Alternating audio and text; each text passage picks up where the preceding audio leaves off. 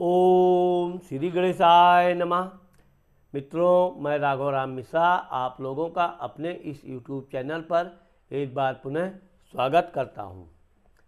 आज हम बात करने वाले हैं कर्क राशि के लोगों के ऊपर जो अभी 21 अप्रैल 2023 से गुरु चंडाल योग बन रहा है, उसका कर्क राशि के ऊपर क्या प्रभाव पड़ेगा, कर्क राशि वालों को क्या क्या करना चाहिए, किन किन चीज़ों से सावधानी बरतनी चाहिए और ऐसा कौन सा कार्य करें कि जिससे इनको सफलता भरपूर मिले।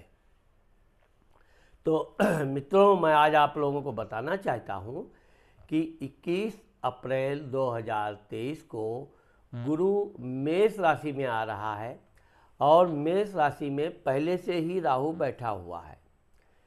जब राहु और गुरु दोनों एक साथ एक घर में बैठते हैं तो गुरु चंडाल योग बनता है। गुरु जहाँ गाय का प्रतिनिधित्व करता है, वहीं राहु कुत्ते का प्रतिनिधित्व करता है। इसीलिए आप लोगों ने देखा होगा कि पहले के ज़माने में समय में घर में जब रोटियां बनती थी तो पहली रोटी गाय के लिए बनती है और अंतिम रोटी कुत्ते के लिए बनाया जाता है।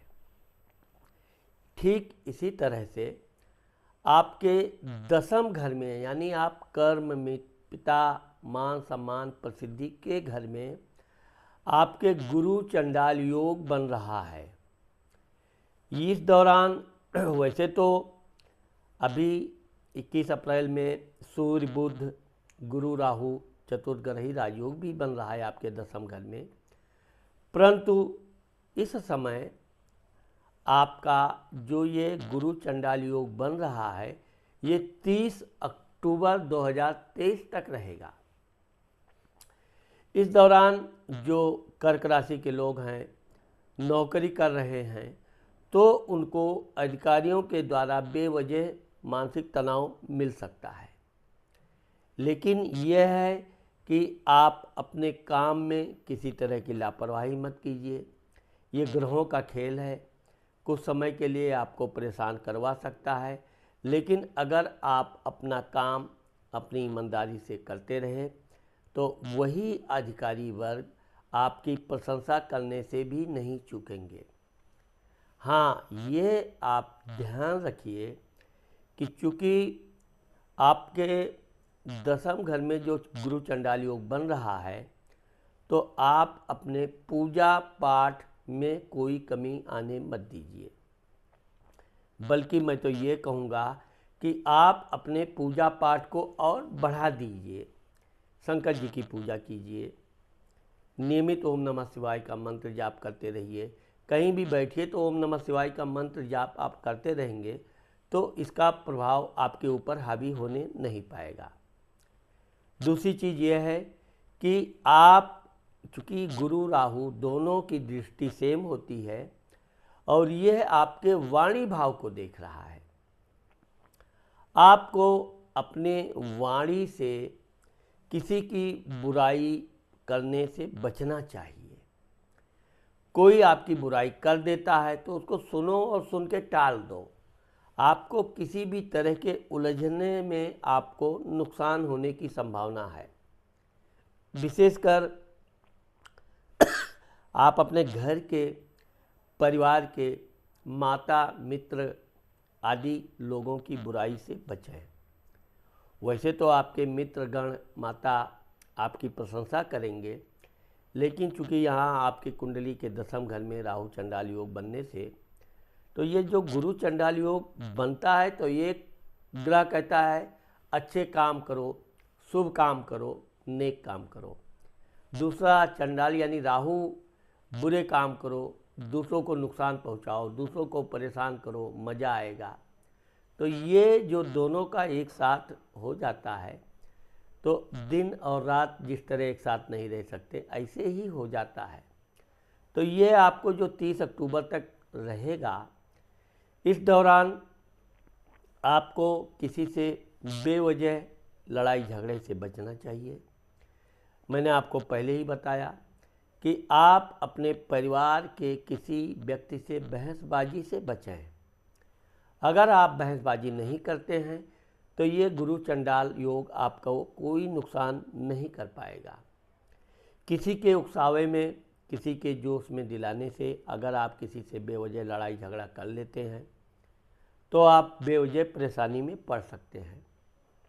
आपको इस बात का ध्यान रखना चाहिए कि अगर कोई लड़ाई करना भी चाहे तो जहाँ तक हो सके उसे आप टालते जाइए, क्योंकि वैसे तो गुरु आपका ये कह रहा है कि आप बहुत सच्चे ईमानदार व्यक्ति हैं, लेकिन राहु कह रहा है कि सच्चे और ईमानदार लोग ही ज़्यादा परेशान किए जाते हैं।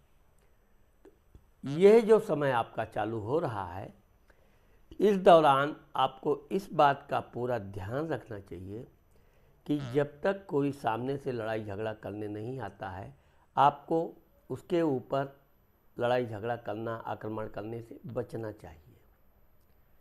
साथ ही आपका शनि अष्टम घर में बैठा हुआ है।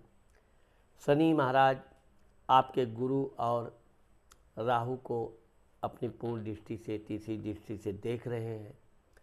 तो शनि महाराज तो कंट्रोल करेंगे, लेकिन इस दौरान आपके जीवन साथी के स्वास्थ्य में कुछ गिरावट आ सकती है।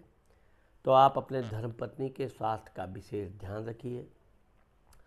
और अगर आप किसी तरह के पचड़े में फंस ही गए हैं तो आपको प्रतिदिन ओम ब्रीम बृहस्पतये नमः या ओम बृहस्पतये नमः का मंत्र जाप करना चाहिए। भगवान के मंदिर जाना चाहिए, अपने धार्मिक ग्रंथों का अध्ययन करना चाहिए, उसका सम्मान करना चाहिए। साथ ही साथ आप ऐसी कोई बात किसी से ना बताएं कि जो आपके शत्रु को बता दे और वह आपकी कमजोरी बन जाए। इसलिए आप अपने वाणी को जितना नियंत्रण में रखेंगे उतना ये गुरु चंडाल योग आपको लाभ देगा। जिन लोगों की उन्नति नहीं हुई है, प्रमोशन आदि में कोई समस्या आ रही है, ये उनके लिए अच्छा समय हो सकता है, उनकी उन्नति हो सकती है। लेकिन आपको अपने अधिकारियों से विशेषकर बात की बतंगड़ नहीं करनी है। हाँ, जहाँ तक आप देखिए कि अगर आप गुरुवार के दिन गाय को रोटी खिलाते हैं, हरी घास खिलाते हैं, अगर हो सके तो आप रोज़ गाय को रोटी घास खिलाइए, नहीं तो विशेषकर गुरुवार के दिन तो अवश्य खिलाइए। इसी प्रकार बुधवार के दिन आपको कुत्ते को कुछ बिस्किट, रोटी कुछ खिला दीजिए, और अगर कुत्ते ने आपके द्वारा दिया गया वस्तु खा लिया तो आप समझिए कि आपके ऊपर से ये प्रॉब्लम, समस्या निकल जाएगी। गाय तो खाएगी ही, ये तो निश्चित है। इसलिए गाय के खाने से आपका पुण्य में वृद्धि होगी, काम में आपको सफलता मिलेगी, आपके मनोबल ऊंचा रहेगा।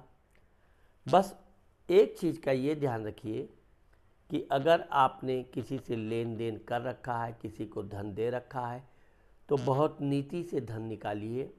लड़ाई झगड़ा करने से धन भी फंस सकता है और बेवजह का संबंध भी खराब हो सकता है।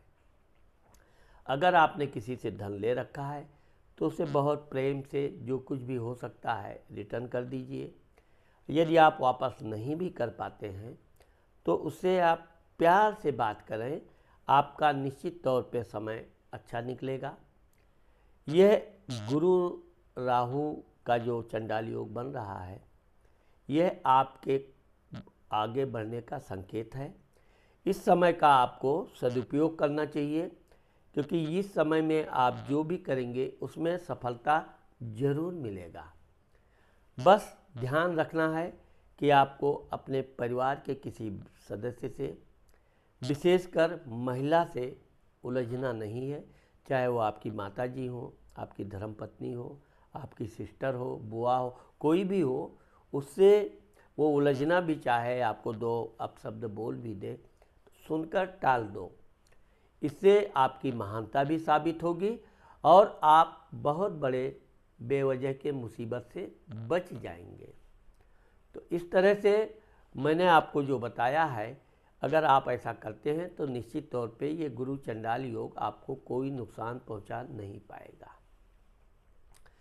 तो मित्रों, मैंने आज आप लोगों को, कर्क राशि के लोगों को जो गुरु चंडाल के विषय में बताया है, मुझे आशा है कि आप लोगों को मेरा ये वीडियो ज़रूर पसंद आएगा।